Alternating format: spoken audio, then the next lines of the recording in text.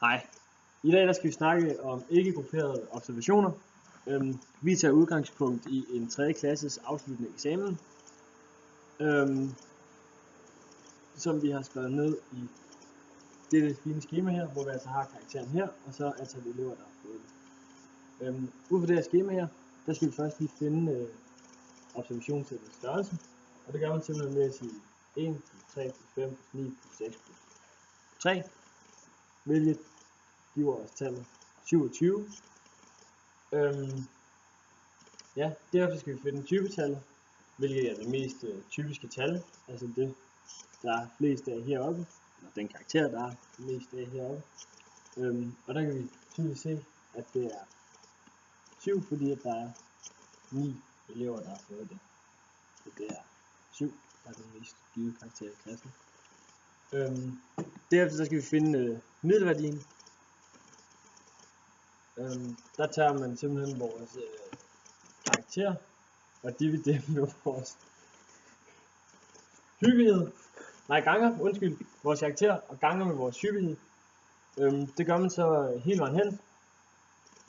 Altså vores karakter gange vores observation. Så det er altså 0 gange 1 plus 2 gange 3 plus og så videre. Og det dividerer man så til sidst med observationssættets størrelse, og der vil vi regne os frem til, at det er 8,4, der er vores middelværdi.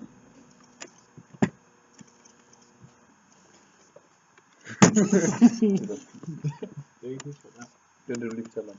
Ja. Det er, hvordan det står. Det her har vi så bare gjort det. Jeg regner det ud i hovedet. Så ja. Derefter skal vi kigge på vores frekvens i procent. Og det gør vi ved, at vi tager simpelthen dem, der har. Det tager vi simpelthen. Der siger vi, at der er en, der har fået altså vores observation. Siger vi, at der er en, der har fået 0. Den ene giver vi dem som 27, hvilket er observationssættets størrelse, og det ganger vi så bagefter med 100 for at få det i procent. Og som I kan se, så har jeg snydt lidt og regnet mig frem til de forskellige her. Altså 1 divideret med 27 gange 100, det er 3,7. Tilbage så har vi lige der var 3, der fik 0,2. Jamen så siger vi så 3 divideret med 27 gange 100. Der er vi de forskellige frekvenser her.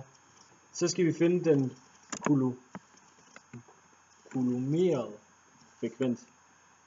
Og det sker simpelthen ved, at vi bare plusser alle frekvenserne i procent, og det får så frem til resultatet 99,99. Og det er simpelthen fordi, at vi har rundet af, og det vil selvfølgelig, hvis vi ikke har rundet af, give 100%. Så snydt lidt igen. Vi skal over se på vores flotte pindediagram, skråstreg trappediagram, hvor vi kan se, at der det forresten i procent.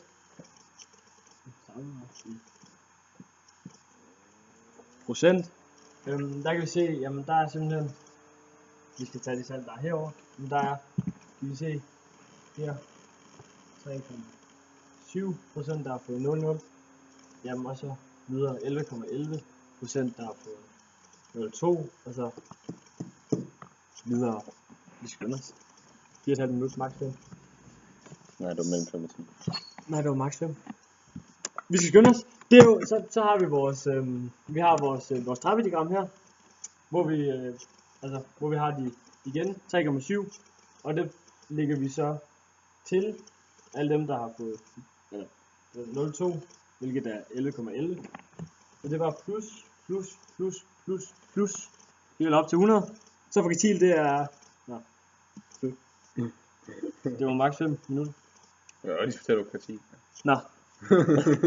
Så har vi vores fraktil, hvilket er halvdelen, altså det her ude, det var jo procent. Og så siger vi, jamen altså 50% ud, ned, og så på det vores meget nøjagtige tabeldiagram, så ser vi, at det er altså 6. Vores fraktil er 6.